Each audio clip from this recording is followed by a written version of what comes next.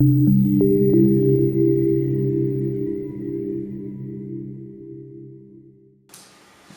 le célèbre inconnu d'aujourd'hui, c'est un homme. Okay? C'est un homme qui avait un travail dans l'administration. Okay? Il est très connu, mais on connaît peu de lui. Comment voir ça, hein? Si je vous dis le prénom de notre cher célèbre inconnu d'aujourd'hui, tout le monde va le connaître. Mais son histoire, sa vie, c'est vrai que la Bible parle très peu. Je peux encore ajouter que notre célèbre inconnu est un des disciples de Jésus. Et c'est en effet un qui a écrit un livre dans la Bible. C'est bien sûr Lévi-Matthieu. Okay? Aujourd'hui, je vous propose à essayer de réfléchir par rapport à ce personnage que nous a écrit l'Évangile selon Matthieu, qu'on appelle souvent Lévi-Matthieu, mais qu'en fait, il est appelé nulle part dans la Bible Lévi-Matthieu. On va essayer de résoudre ce problème, premièrement, ok? Et après, dans le chemin, on va quand même retirer certaines idées ou des leçons, j'aime pas beaucoup le mot, mais des idées par rapport à ce personnage qu'on connaît tous. Donc, si vous êtes d'accord avec moi, prenez vos Bibles, vos smartphones et ouvrez bien sûr dans l'Évangile selon Matthieu, au chapitre 9, et on va lire du verset 9 jusqu'à 13. Donc, Matthieu 9, verset 9 jusqu'à 13. Alors, le texte dit comme ça, dans ma version. En passant plus loin, Jésus vit un homme appelé Matthieu, assis au bureau des taxes. Il lui dit, « Suis-moi ». Celui-ci se leva et le suivit. Comme les collecteurs de taxes et des pécheurs étaient venus prendre place avec Jésus et ses disciples. Voyant cela, les pharisiens disaient à ses disciples, « Pourquoi vos maîtres mangent-ils avec les collecteurs de taxes et les pécheurs ?» Jésus, qui avait entendu, dit, « Ce ne sont pas les bien portants qui ont besoin de médecins, mais les malades. Allez apprendre ce que signifie « Je veux la compassion et non le sacrifice, car je ne suis pas venu appeler des justes, mais des pécheurs. » Alors, en résumé, on a un collecteur de taxes qui est en train de travailler dans son bureau. Jésus s'approche et dit, « Suis-moi, tu vas devenir disciple. » Il devient disciple puisqu'il laisse tout derrière et il part suivre Jésus. Et tout de suite après, on a l'impression qu'il y a un repas. À ce repas, il y a un peu tous les pécheurs de la société de l'époque qui sont invités. Jésus est l'invité d'honneur et il y a une critique de la part des pharisiens. Jésus répond en disant, c'est les malades, c'est ceux qui reconnaissent qu'ils ont un problème qui ont besoin de moi et pas ceux qui sont en pleine santé. Ça termine l'histoire. Pourquoi on a un souci par rapport à son nom? C'est qu'on trouve exactement la même histoire dans l'évangile de Marc et de Luc. Sauf qu'à ce moment-là, on ne l'appelle pas Matthieu, on l'appelle Lévi. Mais c'est très intéressant que lorsque Matthieu parle de son histoire, il ne s'appelle pas lui-même Lévi, il s'appelle en fait Matthieu. Ça arrive des fois, n'est-ce pas? Que tout le monde lui connaît par un prénom, ou pour un petit nom, hein, vous deux là. Et il n'y a que peut-être un groupe plus fermé, ou des fois plus large, que vous connaissez par votre véritable nom. Peut-être tout le monde connaissait Lévi, celui qui était collecteur de taxes. Mais au moment où il décide de laisser cette vie derrière et devenir disciple de Jésus, il ne veut plus se faire appeler Lévi. Donc, quand il écrit son évangile, d'ailleurs, il va dire c'est l'évangile selon Matthieu, et quand il parle de son histoire, il va dire, moi je suis plus Lévi, maintenant, moi je suis Matthieu. Je connais même quelqu'un qui a étudié la Bible avec moi et que j'ai eu le plaisir d'assister à son baptême récemment, qui a fait exactement la même expérience. Il avait son prénom, tout le monde le connaissait ça, mais qui connectait tout le temps ce prénom à la vie ancienne qu'il avait. Et lorsqu'il a accepté Jésus dans son cœur, il s'est dit, je ne veux plus me faire appeler par ce prénom, je veux un nouveau prénom. Encore aujourd'hui, au XXIe siècle. Et là, on trouve ce personnage qu'on sait très peu et qu'on confond même. Il y a des théologiens qui vont dire non, Lévi c'est un et Matthieu c'est un autre. Et pour résoudre tous les problèmes, on a trouvé le compromis de dire cet homme s'appelait en fait Lévi Matthieu. Moi aujourd'hui, j'ai partagé encore quelque chose de différent. Un homme que peut-être après son appel, il décide de laisser de côté son passé. Et il préfère être appelé par quelque chose d'autre. Est-ce que nous, aujourd'hui, on croit véritablement à cela? Est-ce qu'on croit que si on accepte Jésus dans notre cœur, si on laisse véritablement entrer dans notre vie, aujourd'hui, que dans ce moment-là, on peut devenir une personne différente? C'est difficile à croire des fois, avec tout ce qu'on a vécu, à toutes les bêtises qu'on a faites, à tous les efforts qu'on a déjà mis en place. L'histoire de Lévi Matthieu est là aussi pour nous montrer que c'est possible. Tu peux être vu à la société comme le pire des pécheurs, mais le moment que Jésus te dit « Suis-moi », tu as l'opportunité de changer. Tu peux devenir une différente personne. Cela nous amène au premier point que j'aimerais voir avec vous.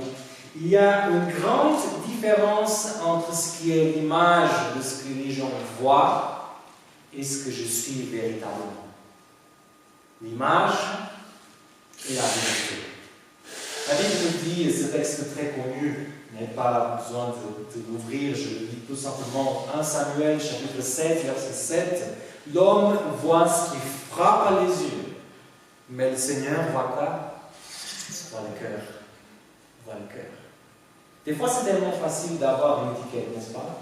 Qu'on colle une idée toute faite de ce qu'on est.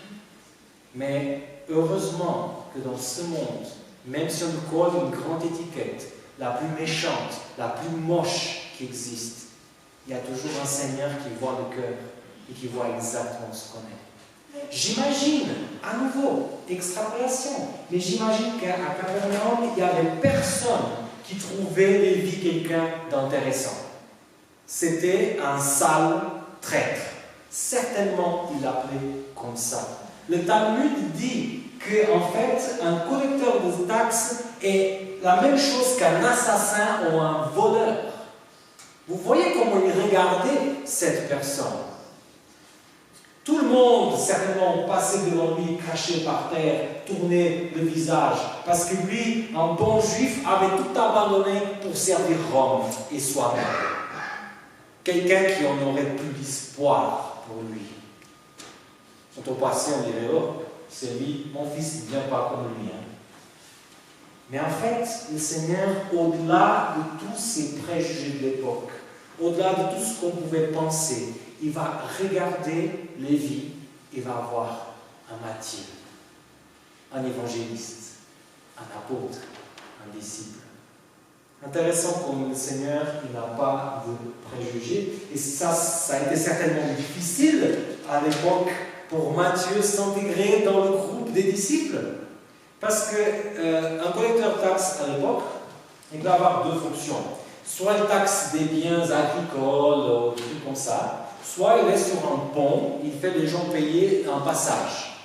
Capernaum nous amène à penser que certainement Lévi Matthieu, c'était quelqu'un qui taxait le poisson, étant donné la quantité de pêcheurs qu'il y avait là, et c'était en fait le commerce plus fort de Capernaum.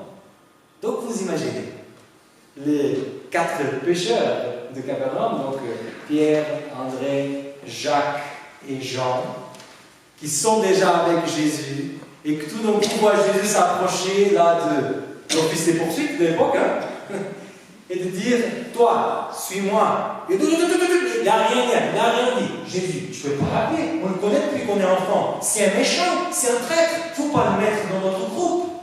Et Jésus essaie de dire, non, en fait, tu peux me suivre, chut, dis pas ça, c'est un méchant, tu ne le connais pas. Visiblement, tu le regardes avec ses beaux habits, tu penses que c'est une bonne personne, mais c'est un collecteur de taxes. Il ne faut pas s'approcher de lui comme ça. Mais Jésus, il voit le cœur, il ne se laisse pas mener par les préjugés. Ce qui me dit que pour moi aussi, quand je fais des bêtises, quand je fais ce qu'il ne faut pas, quand je fais des choses qu'on n'est pas heureux de le faire, on n'est pas fier de le faire, que Jésus a le même type d'attitude avec moi, qu'il n'a pas peur de s'approcher de moi, qu'il voit toujours le potentiel en moi, ce que je peux devenir, et pas simplement ce que la société m'a collé ou ce qui est véritablement mon péché. Il va toujours au-delà de ça et il me dit, suis-moi. La troisième chose que ce texte montre et qui m'interpelle beaucoup aussi, c'est que Jésus est venu pour les malades. Lorsqu'il est dans ce grand repas et que les pharisiens, pas haute voix, mais commencent à se dire, un maître comme ça, un religieux, va se mettre dans un endroit où il y a tous ces prostituées, tous ces publicains, collecteurs de taxes. Qu'est-ce qu'il fait là? S'il est tellement bien dans cette ambiance, c'est que peut-être il fréquente un peu ces ambiances-là. Et Jésus va dire, non, c'est pas ça, vous avez tout compris à l'envers.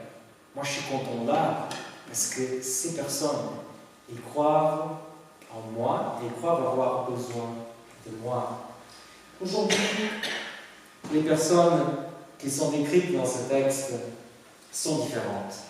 Aujourd'hui, ce ne sont pas les personnes qui travaillent dans le bureau d'office des poursuites, les procureurs ou les employés des impôts qui sont vus de cette façon-là dans notre société.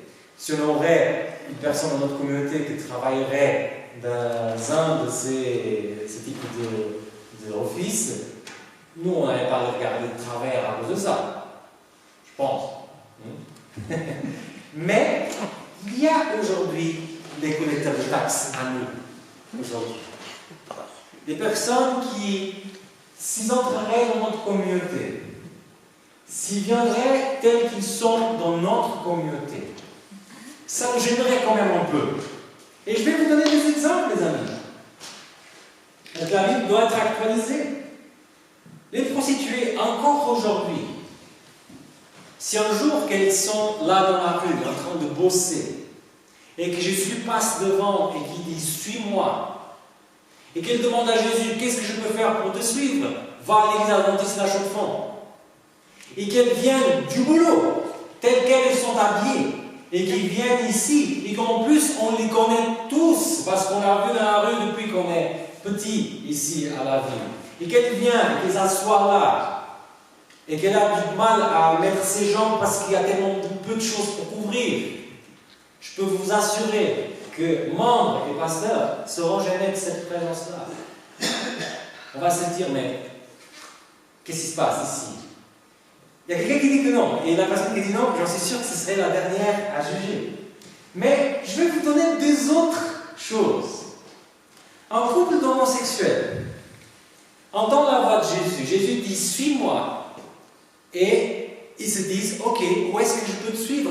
Va à l'église adventiste La Chaux-de-Fonds. Et qu'ils viennent, qu'ils s'assoient ici devant. Et comme tous les couples, comme Sonia et Francis, ils se mettent l'un contre l'autre.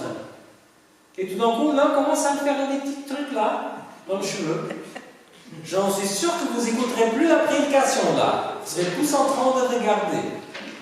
Et moi compris, je serais en train de regarder et me dire, mais qu'est-ce qu'ils viennent faire ici? Ils sont en train de nous provoquer ou quoi? Un transgenre. Un homme qui dit qu'il a une femme à l'intérieur. Jésus passe devant et dit, suis-moi, va dans cette église. Et qu'il vient ici, un homme et habillé en femme, et que ça soit ici devant. Comment est-ce qu'on va le recevoir? Est-ce qu'on va le recevoir avec l'attitude de Jésus et tout de suite, à la fin du culte, il serait invité pour manger chez quelqu'un? Ou est-ce qu'on aurait l'attitude du pharisien, de se dire, qu'est-ce que cette personne fait ici? Les amis, personnellement, aujourd'hui, j'ai l'impression que j'accueillerai les trois personnes. Mais j'en sais rien. J'en sais rien. Je ne sais pas si devant la situation, je pourrais faire comme Jésus, il a fait avec l'église Matthieu. De dire, ok, je vois que tu es sale.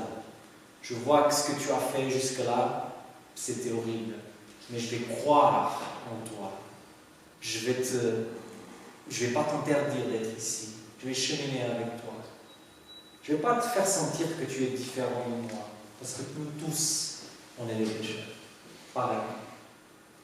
Des fois, on n'a pas l'impression de voir la longueur d'une décision, la longueur de ce qu'un regard peut porter, la longueur de ce qu'une petite action peut faire dans la vie d'une personne. Je vous donne un exemple. Billy Graham. Qui ne connaît pas Billy Graham? Je ne vais pas dire que ce qu'il dit c'est bien ou pas, ce n'est pas important. C'est quelqu'un qui est chrétien, c'est quelqu'un qui a motivé beaucoup de conversions dans tout le monde. Beaucoup de personnes qui, avec ce qu'il a dit, ont accepté Jésus. Lorsque Billy Graham il avait 16 ans, il s'est fait baptiser par un inconnu, Martin Hang, c'est comme il s'appelle. Ce pasteur, le jour qu'il baptisait Billy Graham, il n'avait aucune idée que ce gamin de 16 ans serait un des plus grands évangélistes qui a passé sur cette terre. Ce qu'il voyait à l'intérieur de la piscine, du baptistère, c'était juste un adolescent, comme tous les autres. Mais cet adolescent deviendrait un jour Billy Graham. Lorsque Simeon, dans le temple, prend Jésus avec 2 mois dans les bras et qui reçoit une révélation de l'Esprit comme quoi c'est le Messie, il n'a pas vu tout ce qu'il a fait. Il a juste vu un bébé. Il a su qu'il serait le Messie. Quand on voit quelqu'un qu'on pourrait se dire, oh lui, oh non, Samuel, on le connaît déjà. Hein. On a déjà essayé, on a déjà demandé de faire ça. Tiens par les rendez-vous, laisse toujours les choses tomber, pas sérieux, ne connaît pas sa Bible, regarde sa vie. Pas de tout au ordre. On ne va pas à longueur. Quand les disciples de Jésus s'approchent de Matthieu, ils voient juste, excusez-moi, un sale traître. Mais Jésus voit un évangéliste, un disciple. Que le Seigneur puisse nous aider à être touchés par ce regard du Christ. Qu'on puisse, de la même façon, peut-être de façon naïve, croire au changement de l'autre. Croire que le Seigneur, encore aujourd'hui, peut changer des vies, qui peut transformer des personnes. Que celui qui, à nos yeux, n'a plus d'espoir, à côté de Jésus, il a l'espoir. Il peut changer, il peut devenir une autre personne.